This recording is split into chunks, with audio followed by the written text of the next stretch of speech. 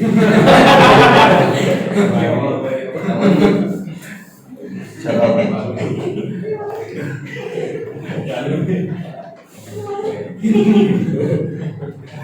पहला तो मैथ्स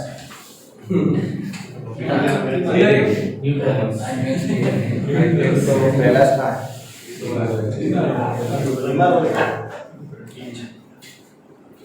नमस्कार भाइयों बहनों, फिर से स्वागत है आपका वीडियो लेक्चर के माध्यम से।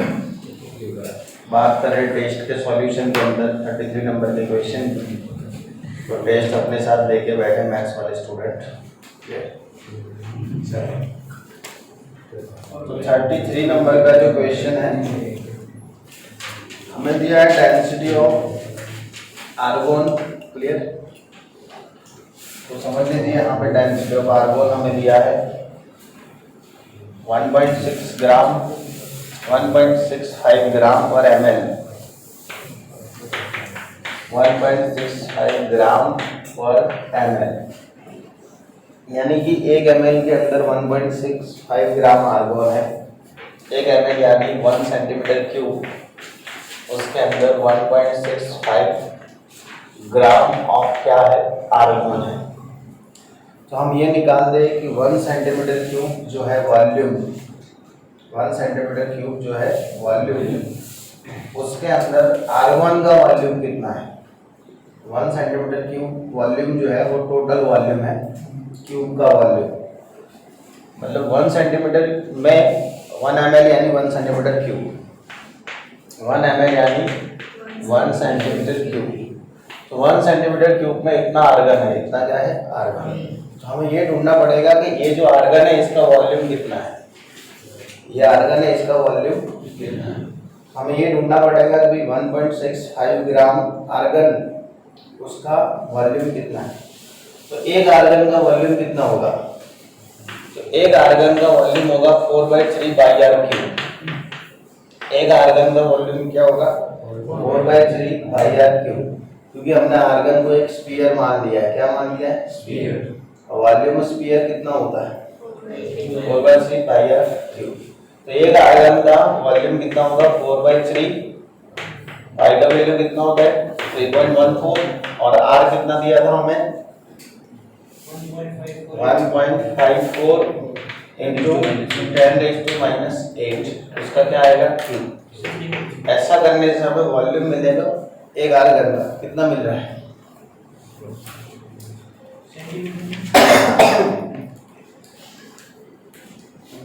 कितना मिलेगा एक आर्गन का वॉल्यूम?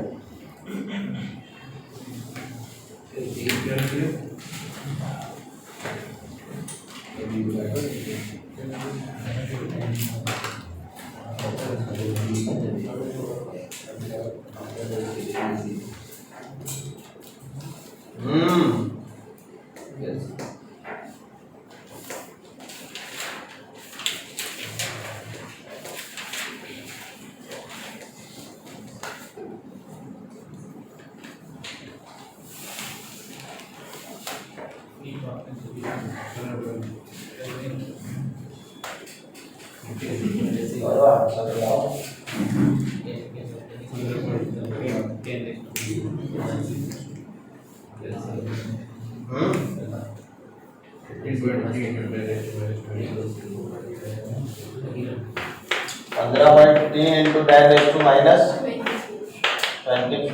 Centimetre cube. ये एक आर्गन का वॉल्यूम है। हमें देखना है कि आर्गन कितना वॉल्यूम लेके खड़ा है। हमें क्या देखना है? आर्गन कितना वॉल्यूम लेके खड़ा है। तो पहले हमें ये निकालने पड़ेंगे कितने आर्गन है हमारे पास। अगर हमारे पास 40 ग्राम आर्गन होगा, कितना आर्गन होगा? 40 ग्राम। तो कितने आर्गन होते? Na। हमारे पास 40 ग्राम आर्गन होता तो कितने आर्गन होते? Na कितने आर्गन होते? पर हमारे पास आर्गन कितना है? 1.6। तो कितने आर्गन होंगे? कितने आर्गन होंगे? ओम नहीं करने का, आंसर देने का है। तो मने आवड़े ओम करता तो चलो, कितने आर्गन होंगे? 1.65 into Na divide by 40, 0.2 into 0.24 into 0.24 into 10⁻23 इतने क्या हो गए आर्गन हो गए, इतने क्या होंगे आर्गन, बराबर। अब एक आर्गन का वॉल्यूम कितना, इतने आर्गन का वॉल्यूम कितना, total volume covered by argon. अब टोटल वॉल्यूम क्या देखते हैं, टोटल वॉल्यूम क्या देखना है, टोटल वॉल्यूम कितना होगा 0.24 इंटू 10⁻23 इंटू 15.3 इंटू 10⁻⁻24 कितना होगा 0.37 सेंटीमीटर क्यूब, क्या होगा 0.37 सेंटीमीटर क्यूब। अब देखो टोटल वॉल्यूम कितना है 1 सेंटीमीटर क्यूब, समझ गए कि नहीं, टोटल वॉल्यूम कितना है 1 सेंटीमीटर क्यूब। उसमें से R1 ने कितना वॉल्यूम रोका 37, यानी खाली कितना रहा 1 सेंटीमीटर है, उसमें से 0.37 किसने रोक लिया R1 ने, तो खाली कितना है 0.63, ये हुआ फ्रैक्शन, क्या हुआ फ्रैक्शन। पैकिंग इतना हुआ है, इतना क्या हुआ है पैक, तो खाली कितना है 0.63 यानी कि 0.62, वो एक नियरेस्ट आंसर है। तो 62% क्या होगी वैकेंसी, समझ में आ गया। एक आर्गन का वॉल्यूम निकाल दिया 1.65 ग्राम में कितने आर्गन थे वो निकाल दिए, टोटल कितना वॉल्यूम आर्गन ने कंज्यूम किया वो निकाल दिया, कितने सेंटीमीटर का पर सेंटीमीटर का क्यूब था, उसमें से जो आर्गन ने कंज्यूम किया था वो माइनस कर दो, पता चल जाएगा वैकेंसी कितनी है। सही है, चलो उसके बाद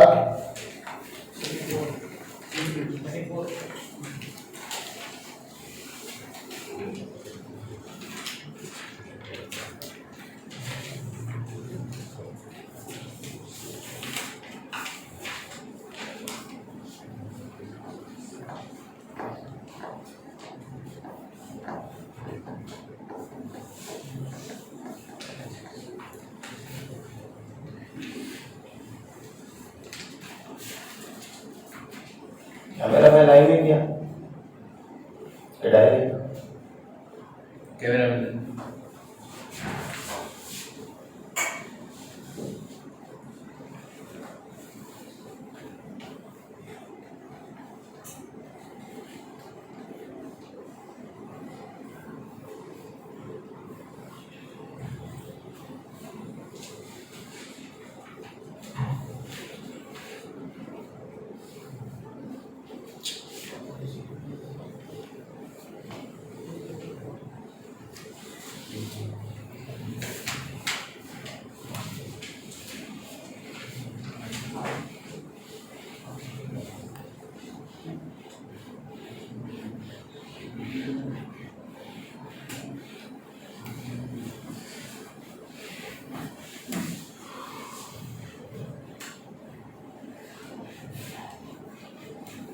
चलो 34 M2H स्ट्रक्चर है closely related to the fluoride, fluoride पता है CF2 is actually reverse of fluoride structure, hence called anti-fluoride structure. In such structure M2H fluoride होता है CF2, फ्लोराइड होता है CF2, ये उसका रिवर्स स्ट्रक्चर है, मतलब Na2F होगा, क्या होगा ये सॉरी Na2O होगा, क्या होगा Na2O इस टाइप का। M2H मतलब क्या होगा ये Na2O, और मैंने ये इसका पढ़ाया हुआ Na2 होगा।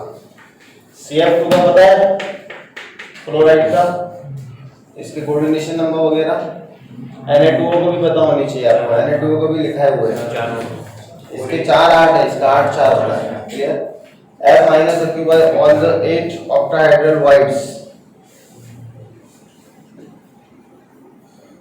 M2X have a structure closely related to that of fluoride. It is actually reverse of fluoride structure, hence called anti-fluoride structure. In such structure, F minus occupy all the 8 octahedral voids. each F minus is surrounded by 4 Ca2 plus in tetrahedral arrangement. Larger cation occupy the position of F minus ion and smaller anion that of Ca2 plus ions. Smaller cation occupy the position of fluoride ions and larger anion that of Ca2 plus ion. Question पूछ क्या रहा है आपको? आपको भी नहीं पता चला. M2S है structure closely related to that of fluoride. Okay. M2S structure है जो related करता है fluoride से. Is actually reverse of fluoride structure, hence called anti-fluoride structure. In such a structure,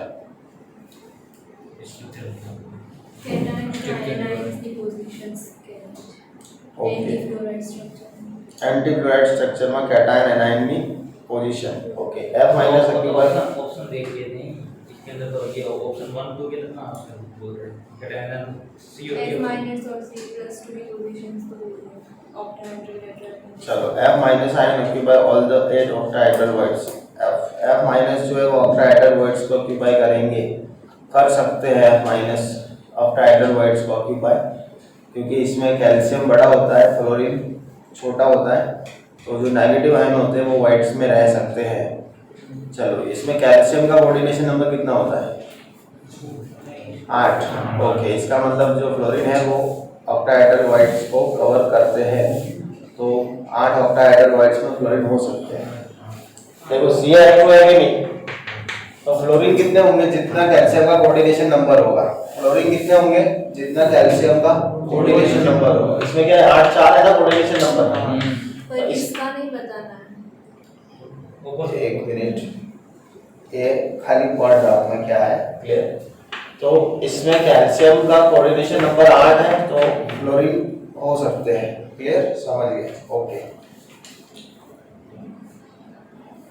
in such a structure इसमें anti fluoride का पूछा है तो नॉर्मल 4:8 होगा ना, तो उसमें ऑरेंज नहीं होगा. हाँ, मतलब ये नहीं है, ये फ्लोराइड का है. किसका? फ्लोराइड.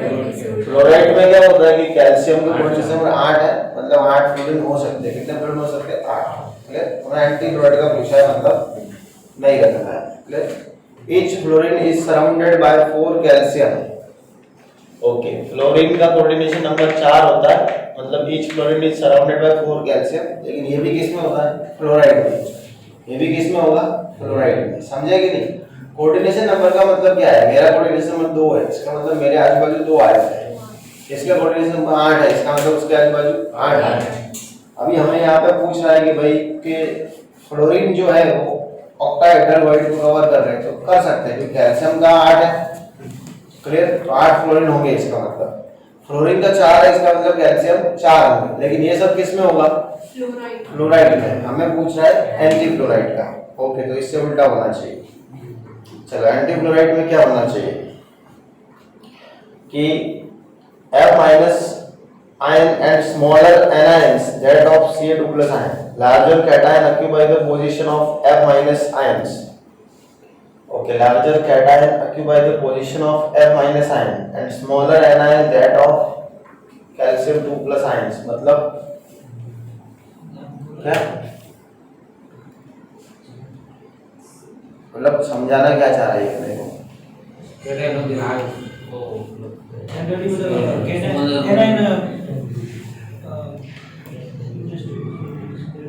बड़े वाले केटायन है वो सर F माइनस की पोजीशन को ऑक्यूपाई करेंगे, जैसा बोल रहे हैं. बड़े वाले केटायन F माइनस की पोजीशन को ऑक्यूपाई करेंगे. Okay. Smaller anions that of Ca plus और जो Ca प्लस की जो है उसको छोटे वाले एनायन है वो उसकी जगह ऑक्यूपाई करेंगे. और डी वाला ऑप्शन है उसका उल्टा बोल रहे हैं. वो क्या बोल रहा है? डी वाला ऑप्शन छोटे cation F minus fluoride ions की जो पोजीशन शो करेंगे और लार्जर एनायंस वो Ca प्लस की पोजीशन शो करेंगे. ऑक्यूपाई करेंगे. ये हो सकता है लार्जर एनायन Ca2 प्लस की जगह जा सकता है और स्मॉलर कैटायन F माइनस की जगह जा सकता है. ऐसा हो सकता है. क्लियर? आंसर क्या दिया?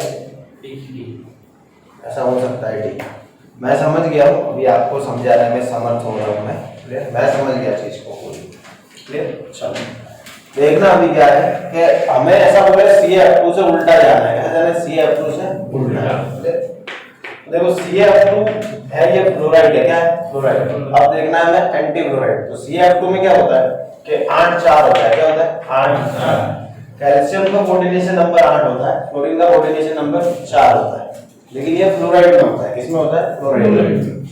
अब एक चीज ध्यान रखना कि फ्लोराइड के अंदर क्लोज पैकिंग उल्टा होता है, पता है? कैल्शियम क्लोज पैकिंग करता है, फ्लोरीन वॉइड्स में रहता है।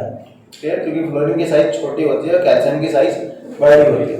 तो बड़े कैल्शियम की जगह पे बड़ा ही आना चाहिए और छोटे फ्लोरीन की जगह पे छोटा आना चाहिए, क्योंकि बड़े की जगह पे छोटा और छोटे की जगह पे बड़ा ऐसा नहीं आ सकता।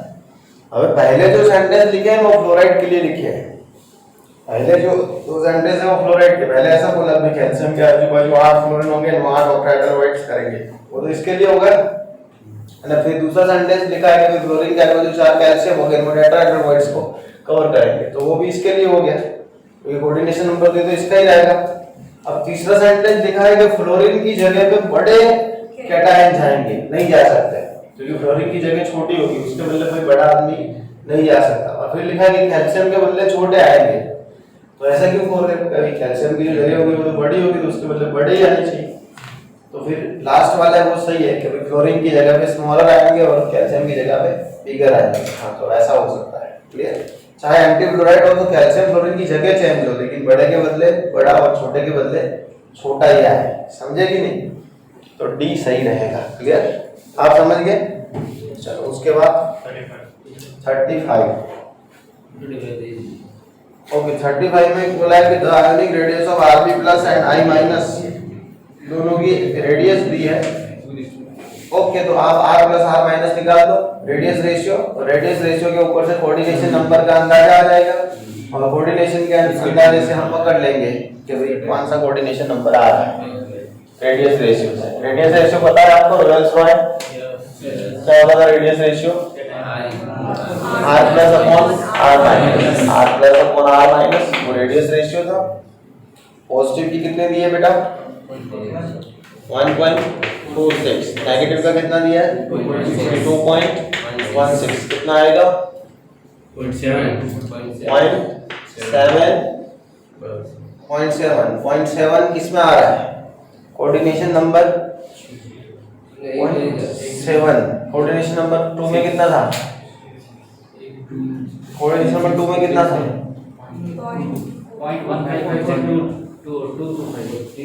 0.155 से 0.225। ये किसका था? कोऑर्डिनेशन नंबर 3 का। कोऑर्डिनेशन नंबर 4 का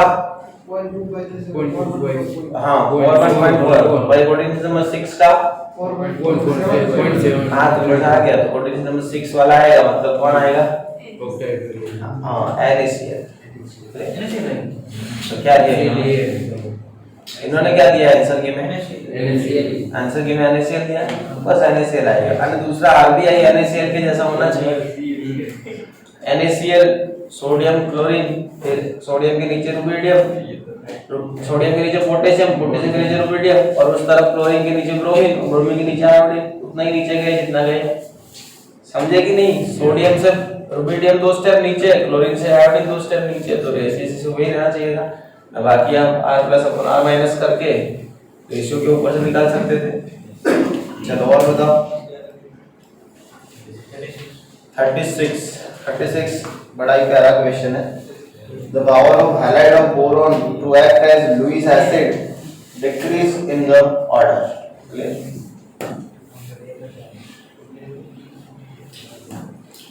लुईस एसिड क्या है? ये इलेक्ट्रॉन एक्सेप्ट करने की बात है। लुईस एसिड क्या है? इलेक्ट्रॉन एक्सेप्ट करने की बात है। यदि हमारे पास BF3 है, फिर हमारे पास BCl3 है, फिर हमारे पास BBr3 है, और फिर हमारे पास BI3 है। पहले लुईस एसिड तो है। क्यों लुईस एसिड है? क्योंकि ये लोग इलेक्ट्रॉन एक्सेप्ट करते हैं, क्योंकि इनका 6 सेट होता है। इसके 3 और इसके 3 क्या होता है? 6 सेट। ऑक्टेट कंप्लीट नहीं होती। इसके 3 और इसके 3 ऑक्टेट कंप्लीट नहीं होगा। अब कौन अच्छे से इलेक्ट्रॉन एक्सेप्ट करेगा? तो आप देखो कि यहाँ पे इलेक्ट्रॉन एक्सेप्ट बोरॉन को करना है। किसको करना है? बोरॉन। बोरॉन अच्छे से इलेक्ट्रॉन एक्सेप्ट करेगा BF3 वाला। क्यों ऐसा करेगा? क्योंकि इसके आजू क्या है, फ्लोरीन, क्या है भाई, फ्लोरीन। तो कुछ रखा ही नहीं होगा इसकी लाइफ में बेचारे के, फ्लोरीन ने सब खींच खींच के सफाया बोला दिया होगा।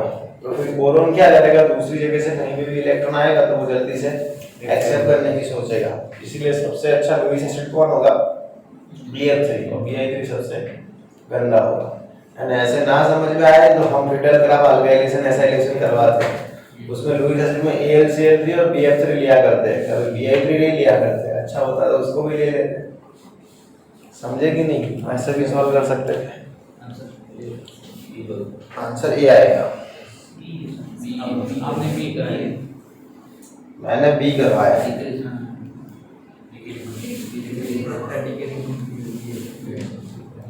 ए आएगा।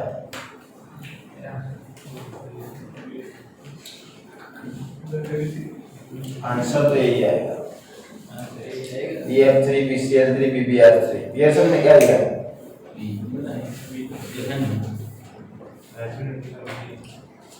ए आएगी।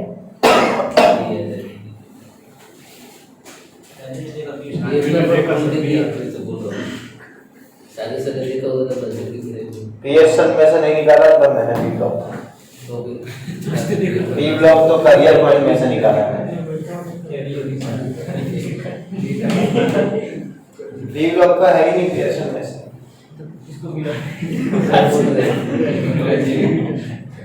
आप बोल रहे हो ना मैंने नहीं दी रिएक्शन में से नहीं निकाला। एक मिनट, ये निकेश ने पूछा था मेरे को क्वेश्चन, मतलब उसने NF3 का पूछा था, NF3 NCl3 NBr3 और Ni3 का पूछा था।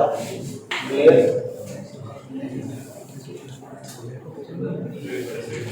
ये लुईस बेस होते हैं सब, ये एसिड नहीं होते, ये बेस होते हैं, इनके वो लॉन्ग पेयर होता है।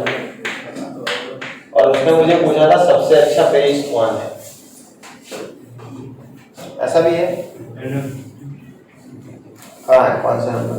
इसमें कोई ऑर्डर होगा वो इसके, अरे ऑर्डर नहीं है।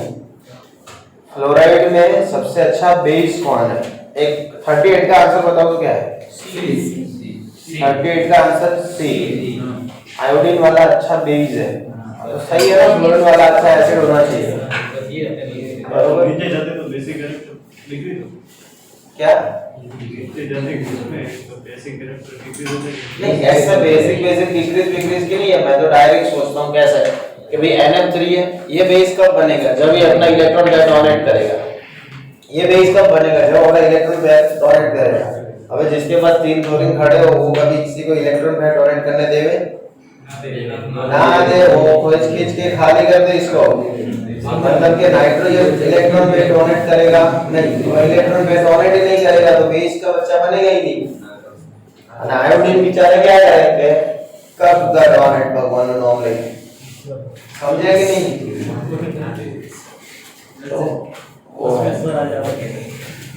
समझे कि नहीं बात को, नहीं यहाँ पे क्या है, इलेक्ट्रॉन लेने की बात है, तो પછી लेवे तो कौन अच्छे से, जिसके पास फ्लोरीन होगा वही, इसीलिए देखो पता है वो आंसर सुधार देना, ये आएगा उसमें। क्लियर, 38। ओके, तो ये निकेश ने पूछा था मेरे को एक बार क्वेश्चन, ओके 37। जितना ज्यादा इलेक्ट्रोनेगेटिव होता है सेंट्रल एटम, उतना ही ज्यादा एसिडिक होता है। तो बेसिक करने के लिए सेंट्रल एटम की इलेक्ट्रोनेगेटिविटी कम करनी पड़ेगी। आंसर डी आएगा 37 में। आंसर की में क्या दिया है, हाँ तो बी आएगा। नाना पापा ऐश्वर्या सब बीमार लास्ट में होता है ना बीमार, तो बरोबर है, बी आएगा। क्योंकि जितना सेंट्रल एटम का इलेक्ट्रोनेगेटिविटी कम होगा उतना ही है एसिडिक स्ट्रेंथ कम होगा, और बी नीचे होता है। कौन सा 30 सुधरा कौन सा, और मेरे को मैसेज कर देना 36 में ए आता है। टेलीग्राम तो देखो, इसका मैंने देखना इसका देखो, आप सर इसका चेंज कर लो, आप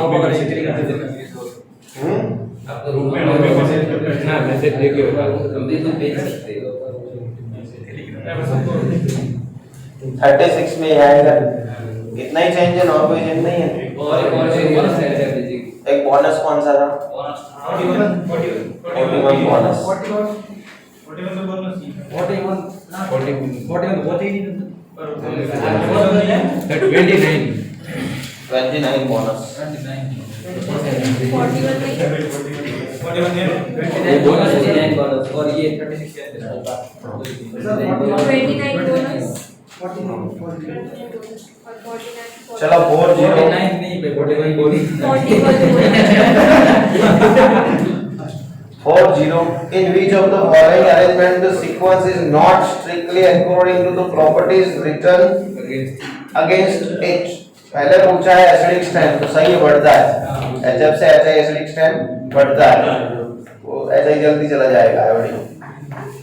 फिर पूछा है basic strength increasing basic strength गलत है अमोनिया बेस होता है उसके बाद मेटल हाइड्रेट बनते हैं और वो एसिडिक होते हैं तो बी गलत है। फिर ऑप्शन सी देखते हैं आयोनाइजेशन एंथैल्पी सही है 2p3 है ज्यादा होगी फिर 2p4 फिर 2p2 फिर 2p1। फिर ऑप्शन डी देखते हैं oxidising power oxidising power oxidising power oxidising power PbO2 की ज्यादा होगी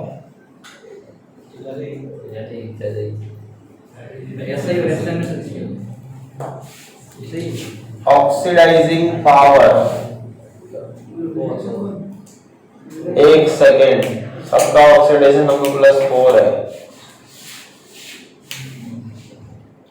सबका +4 है और पीबी जो है उसको +2 पसंद है पीबी जल्दी से +2 के अंदर जाने की सोचेगा मतलब पीबी का रिडक्शन हो सकता है इसीलिए पीबी बेस्ड ऑक्सीडाइजिंग एजेंट बन सकता है तो सही है ये।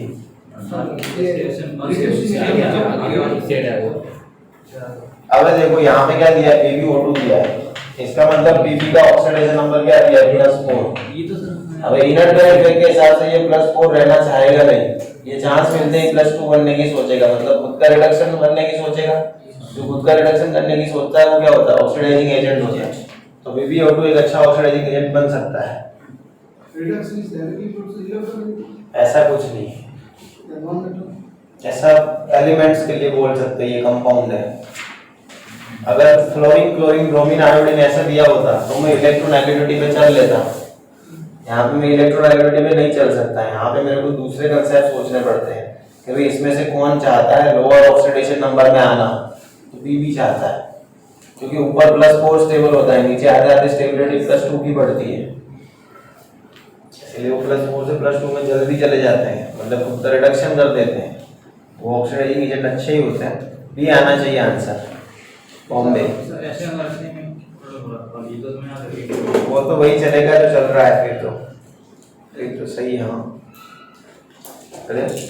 बॉम्बे आना चाहिए आंसर क्या दिया है बॉम्बे ही गलत है क्योंकि अमोनिया बेस होता है बाकी तो एसिडिक होने लगते हैं BH3 न्यूट्रल होता है और फिर ESH3 और SbH3 एसिडिक होते हैं क्योंकि मेटल क्या हाइड्राइड है। चलो उसके बाद 41 कौन बोल रहा है बोनस देने को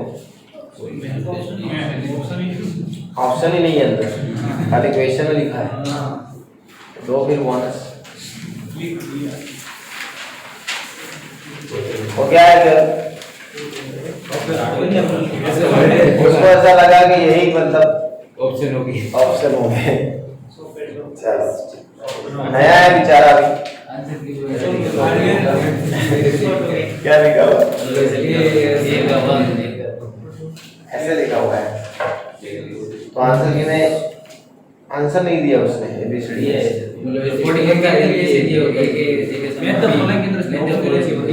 ओके समझ गया। चलो 42 आता था लेकिन किया नहीं NH3 बेस है मतलब अच्छा डोनर है क्लियर PS3 न्यूट्रल है, मतलब वो डोनर भी हो सकता है, एक्सेप्टर भी हो सकता है, लेकिन अगर NH3 डोनर है तो PS3 एक्सेप्टर ही होना चाहिए। ए और सी में कौन सा है? Between क्या है? Between NH3 and PS3, NH3 is better electron donor because the lone pair of electron occupy spherical orbits and is less directional.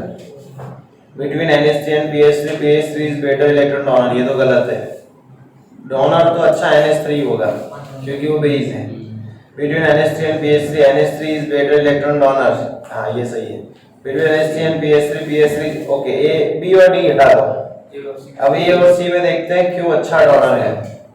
Okay, sp3 orbital and more is more directional. sp3 जो है चलो वो तो सही है, और because the lone pair वो भी सही है, और क्या लिखा है? मोर डायरेक्शनल। ओके, फिर बोल रहा है कि lone pair of electrons occupy spherical s orbit and is less directional. अगर स्फेरिकल s की बात करें तो इलेक्ट्रॉन डोनेट नहीं होने चाहिए, इसीलिए d ज्यादा सही है। अरे c ज्यादा सही है। आंसर क्या है? C है। ओके, बता देता हूँ, एक थ्योरी आती है ऐसी कि s ऑर्बिटल स्फेरिकल है, उसकी वजह से s कैरेक्टर बढ़ जाता है, मतलब s ऑर्बिटल स्फेरिकल होती है, उसकी वजह से उसको न्यूक्लियस के ज्यादा नजदीक माना जाता है। s ऑर्बिट जो होती है वो कैसी होती है? स्फेरिकल, और उसकी वजह से उसको न्यूक्लियस के ज्यादा नजदीक माना जाता है, और जितने न्यूक्लियस के नजदीक उनको मानते जाएंगे उतना इलेक्ट्रॉन डोनेट करने का चांस कम हो जाएगा। तो s स्फेरिकल है, उसकी वजह से इलेक्ट्रॉन डोनेट कर रही है, ऐसा बोलना सही नहीं है, क्योंकि एक पूरी थियरी है कि s स्फेरिकल है और उसकी वजह से ही वो इलेक्ट्रॉन डोनेट नहीं कर पाती है। क्लियर? इसलिए ये वही गलत हो गया कि जहां उसने ऐसा बोल दिया कि s is spherical and therefore electron donation is easy for this, तो वो तो गलत हो जाएगा। एक दो बातें आप ध्यान में रखो कि अमोनिया अच्छा डोनर है, PS3 इज गुड डोनर, वो तो खत्म कहानी। अब दो बातों में से एक बात ध्यान रखो, sp3 दोनों में लिखा है हाइब्रिडेशन, बाकी की सारी बातें लिखी हुई है, मेन वर्ड कोई पकड़ते हैं सीधे। क्लियर? मेरे को आंसर की पता नहीं है, मैं ऐसे ही बता रहा हूँ, लेकिन फिर भी सही जा रहा। क्यों? अरे उसकी बात नहीं है, सालों की बात नहीं है, मैं कुछ चीजों को पकड़ के रखता हूँ अपने दिमाग में कि ये चीज होनी है तो ऐसा होना ही है। क्लियर? मैंने आपको एक चीज बताई थी CX बॉन्ड नेचर, उसके अंदर कि हाइड्रोजन जो होते हैं उसकी जो न्यूक्लियोफिलिक सब्स्टिट्यूशन है वो हार्ड होती है, उसके अंदर मैंने समझाया था S कैरेक्टर। क्या समझाया? तभी मैंने ये लाइंस बोली थी, आपने ध्यान से सुनी हो तो, कि जितना S कैरेक्टर ज्यादा होता है उतने नंबर ऑफ इलेक्ट्रॉन S में ज्यादा होते हैं, और जितने नंबर ऑफ इलेक्ट्रॉन S में ज्यादा होंगे तो S उतने ही न्यूक्लियस के नजदीक होती है, उतना इलेक्ट्रॉन का डोनेशन होने के चांस कम हो जाते हैं। दूसरी बार ये चीज मैंने एक बार और बोली हुई थी, कब बोली हुई थी वो भी याद करवाता हूँ, basicity proportional to 1/S character, basicity proportional to 1/S character. तभी भी मैंने सेम चीजें बोली होंगी कि जितना S कैरेक्टर बढ़ता है बेसिसिटी कम होती है, क्योंकि S न्यूक्लियस से ज्यादा पास है, वो स्फेरिकल है, यही उसकी वजह है। ये सब directional communication non directional, directional का मीनिंग मोर डायरेक्शनल। ओके, और यहाँ पे बोला है less directional. Directional non directional मतलब हम किसी की जियोमेट्री अगर दिखा रहे हैं, मान लो कि जैसे कोऑर्डिनेशन में हम बोलते थे जिसका कोऑर्डिनेशन नंबर 4 है तो उसका शेप हम क्या बोलते थे? टेट्राहेड्रल या स्क्वायर प्लैनर। तो आप कोऑर्डिनेशन नंबर पर से उसकी शेप की तरफ जा रहे हैं तो एक डायरेक्शन मिल रही है, तो उसको डायरेक्शनल कहा जाता है। लेकिन आपको पता चला कि इसका ऑक्सीडेशन नंबर +2 है और उसमें से आपको कोई आइडिया ही नहीं आ रहा है, तो उसको नॉन डायरेक्शनल कहते हैं। मान लो कि S है वो स्फेरिकल है, P है वो डम्बेल है, D है वो डबल डम्बेल, तो इसको डायरेक्शनल कहा जाता है कि भाई आप उसके नाम पर से उसका शेप की तरफ जा सकते हो। बस बाकी ऐसे उसने वर्ड लिखा है कि ये डायरेक्शनल और नॉन डायरेक्शनल ऐसा है, वो तो खाली ऐसे ही दिया है डायरेक्शनल नॉन डायरेक्शनल, तो अपनी कंफ्यूजन बढ़ाने के लिए, उससे कोई मतलब नहीं है। और बताइए, ये समझ में आया ना? 43 PbX2 उसका +2 स्टेबल होता है, किसका? PbX2 का, और यही इनट पेयर इफेक्ट के शास्त्रों के हिसाब से, तो आंसर C होना चाहिए था। सॉरी C होना चाहिए था, क्या सॉरी है ना? इसने क्या दिया? तो ये किसका पेपर है? साले ने सब गलत किया हुआ है, ट्रस्ट ही नहीं करना चाहिए। किसका पेपर है ये तो चलो मैं कॉन्फिडेंस वाला आदमी हूँ, इसका एक भी ट्रस्ट नहीं किया मैंने, जो ठीक किया हुआ है वो करे आया हूँ, खासा बदा करेगा। कर गया है बस। हाँ तो वही तो ट्रस्ट नहीं कर रहा हूँ मैं, वही अच्छा कर रहा हूँ। हाँ चलो उसके बाद 44 भी नहीं आया तो मरो नल्लो पानी में। चलो दांतीवाड़ा में बहुत है। In the following reaction BOH thrice plus H3O plus बना रहा है BH4 minus plus H plus। Clear? तो इसने H plus एक्सेप्ट किया, अरे OH माइनस एक्सेप्ट किया। क्या एक्सेप्ट किया? OH माइनस एक्सेप्ट किया। और ना समझ में आए तो BOH3, इसका मतलब क्या हुआ? H3BO3 हुआ। और ये एसिड होता है, क्या होता है? एसिड होता है। लेकिन यहाँ पे इसके हिसाब से समझते हैं BOH थ्राइस है। ओके, BOH थ्राइस को आप BF3 समझ लो, BOH थ्राइस को आप क्या समझ लो? BF3। कोई बुरा ही नहीं है उसको BF3 समझ लेना।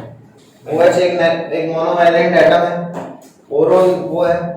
अब BF3 समझ लेते हैं, आंसर है लुईस एसिड है ये। तो सर ये H3 ये क्या है? ये लुईस एसिड नहीं है ना, H3O प्लस दिया है नहीं तो। हाँ तो H3 प्लस एक एक्स्ट्रा होगा तो वो लुईस एसिड होगा ना। ऐसे नहीं होता है। लुईस एसिड मतलब जिसका ऑक्टेट इनकम्प्लीट है वो लुईस एसिड है, और जिसके पास ऑक्टेट से ज्यादा इलेक्ट्रॉन है वो लुईस बेस है। तो लुईस एसिड का मिलेगा। ऐसे नहीं बोलते हैं, फिर से बातें रिपीट कर रहा हूँ। लुईस एसिड उसे कहते हैं जिसका ऑक्टेट इनकम्प्लीट है, जो इलेक्ट्रॉन एक्सेप्ट कर पाए उससे लुईस एसिड कहते हैं। इलेक्ट्रॉन एक्सेप्ट वही करता है जिसका ऑक्टेट इनकम्प्लीट होता है, समझ गए? और H3O प्लस तो कैसे बना है? प्रोटॉन एक्सेप्ट करके बना है। मतलब H2O था, उसमें क्या किया? H प्लस एक्सेप्ट किया और क्या बना? H3O plus. H3O plus. H3O plus तो ये आयनियस का एसिड होता है, लोरी रोस्टेड का एसिड हुआ है, लुईस का नहीं हुआ। ये पानी बन गया बेस, क्योंकि उसने H प्लस एक्सेप्ट किया। पानी क्या बना? बेस। ये बन गया इसका कंजुगेट एसिड। क्या बन गया? कंजुगेट। कंजुगेट एसिड बेस कौन सा? लोरी रोस्टेड का है, लुईस का नहीं। उसके वजह से मैं कंफ्यूज नहीं होना है। कंजुगेट एसिड बेस कौन सा किसका है? ब्रोंस्टेड लोरी का है। तो H3O प्लस कंजुगेट एसिड है, कंजुगेट एसिड है वो, उसका मतलब वो लुईस एसिड होगा ऐसा नहीं। ये एसिड सोचा तभी मैंने से एसिड का कैसे मिलेंगे एसिड सोचा बाद में। नहीं, हम ऐसे नहीं सोचना है, वही सिखा रहा हूं मैं। फिर देखो कैसे सोच रहा था। BOH थ्राइस है कि नहीं? हां, उसने क्या किया? BOH थ्राइस ने OH4 माइनस बनाया। मतलब एक ऐसी बात हो गई कि BF3 जो है वो BF4 माइनस बना है, वैसे ये बात है। हमारे BF3 क्या बना है? BF4 माइनस बना है। OH माइनस जो है वो फ्लोरीन जैसा ही काम करता है। आप सिंपली इसको लुईस एसिड समझ सकते थे इसको। BOH अब दूसरा ना समझ के आप ये समझ सकते BOH थ्राइस यानी H3BO3 जो ऑलरेडी एक एसिड ही है। क्या है? एसिड, बोरिक एसिड, जो आंखों के अंदर एंटीसेप्टिक के जैसे काम कर रहा है। बताओ क्या हो रहा है?